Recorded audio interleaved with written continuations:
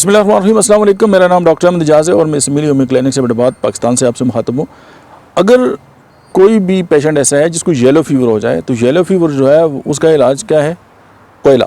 अब होम्योपैथिक में कोयला से जितनी भी मेडिसिन बनती है वो सारी जो है न सिर्फ ये है कि वो येलो बुखार का ट्रीटमेंट है, बल्कि अगर किसी इंसान को अंदरूनी तौर पर सर्दी लग रही हो या उसकी जो वाइटल फोर्स है वो बहुत ज़्यादा कमज़ोर हो या उसकी वाइटलिटी कमज़ोर हो और वो बहुत ज़्यादा कमज़ोरी महसूस कर रहा हो और वो बिल्कुल लागर हो, यानी उठने के काबिल भी ना हो और वो इवन अपनी चारपाई से भी ना उठ सके, अपने बेड से ना उठ सके, तो उस वक्त जो है वो कोयला जो है वो मैजिक दिखाता है। तो और होम्योपैथी में जितनी भी मेडिसिन है, चाहे वो कार्बोवेज है, चाहे वो कार्बो एनिमेलिस है, चाहे वो ग्रेफाइट्स है, तो कोयले का जितनी भी मेडिसिन बनती है यहाँ पे इकट्ठी करके आप उनको देख लेंगे तो आप हैरान हो जाएंगे कि येलो फीवर, न सिर्फ येलो फीवर बल्कि बहुत सारी जो बुखार की इकसाम है उन सबको एड्रेस करने के लिए कोयला अकेला ही काफ़ी है।